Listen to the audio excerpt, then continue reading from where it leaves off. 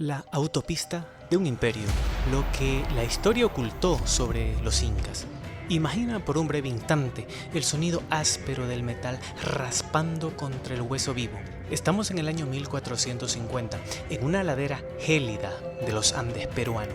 Un hombre yace sobre la tierra con el cráneo abierto, exponiendo el cerebro palpitante al aire frío de la montaña. No hay anestesia moderna, no hay antibióticos ni salas de operaciones esterilizadas. A primera vista, nuestra mente moderna condiciona por siglos de prejuicios. Gritaría que esto es un acto de tortura o un ritual bárbaro. Pero detén ese pensamiento. Lo que estás presenciando no es un sacrificio, es una cirugía de alta precisión. Aquí es donde la historia oficial comienza a desmoronarse.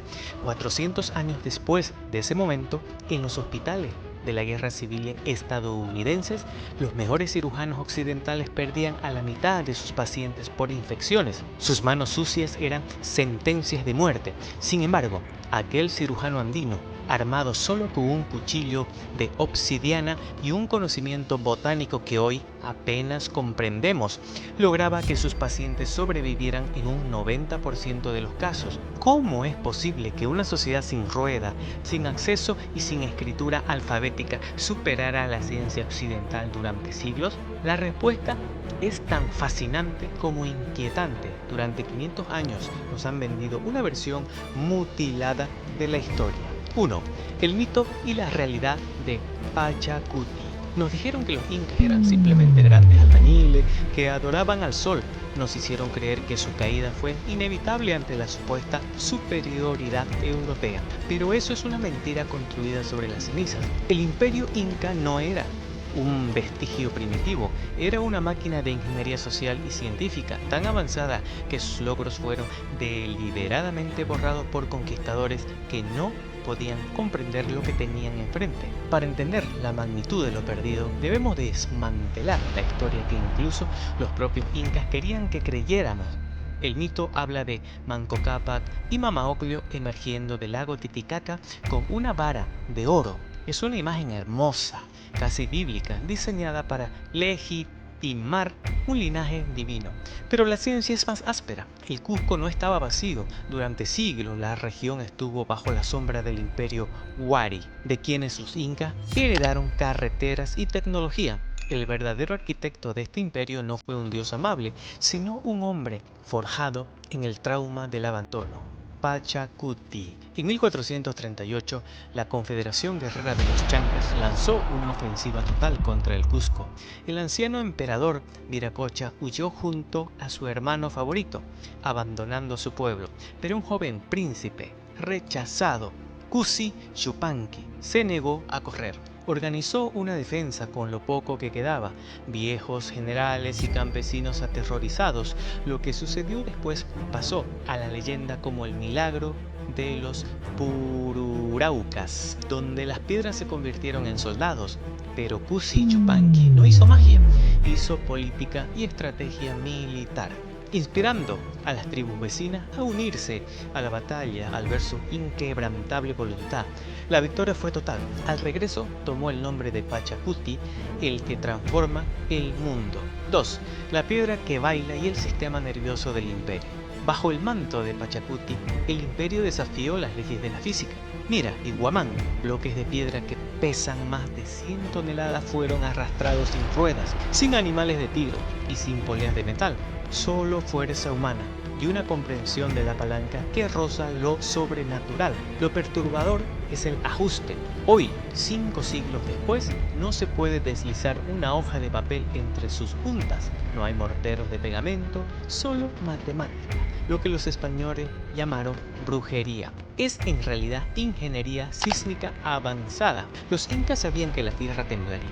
Por eso sus muros están inclinados hacia adentro y sus piedras son poligonales, encajando como un rompecabezas tridimensional. Cuando la tierra baila, las construcciones incas bailan con ella. Las piedras vibran, se acomodan y al cesar el temblor vuelven a su lugar intactas. Es una humillación silenciosa a las catedrales coloniales que se han derrumbado una y otra vez sobre estos mismos cimientos. Pero una fortaleza es inútil sin comunicación.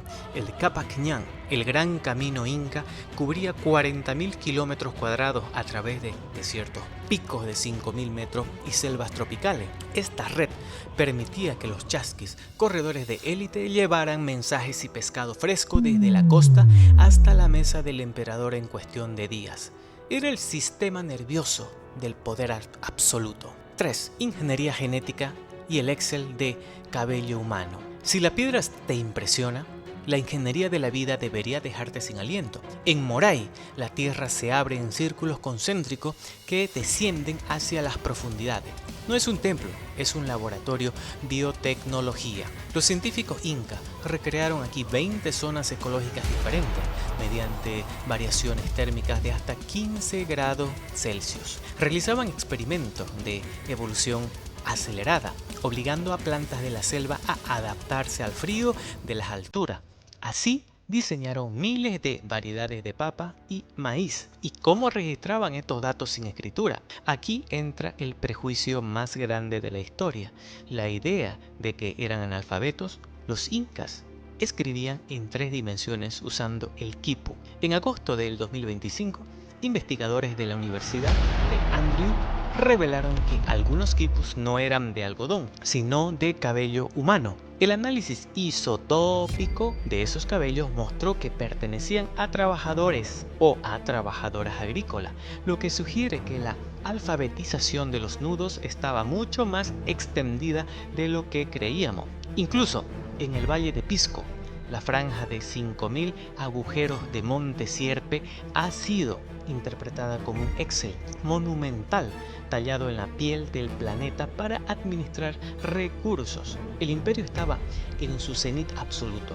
Tenían medicina, seguridad alimentaria total y una precisión astronómica que calibraba los solsticios con márgenes de fracción de grados. 4. El apocalipsis invisible y la traición. Parecían invencibles, pero el destino llegó en forma que el ojo humano no podía ver. Antes de Pizarro, antes del primer arcabuz, la viruela ya había diezmado al imperio, viajando invisiblemente desde el norte para un pueblo aislado de estos patógenos. Fue una extinción masiva biológica. En 1527, la plaga mató al emperador Huayna Cápac y a su heredero designado. El trono quedó vacío y el orden cósmico se rompió en una guerra civil fratricida entre Huáscar y Atahualpa. Fue en ese momento de extrema vulnerabilidad cuando 168 extraños barbudos comenzaron a subir las montañas. El 16 de noviembre de 1532, en Cajamarca, Atahualpa entró a la plaza rodeado de música y pluma, sin arma de guerra. Lo que encontró fue el sacerdote Valverde con una Biblia. Al no escuchar la voz de Dios, Atahualpa arrojó el libro al suelo.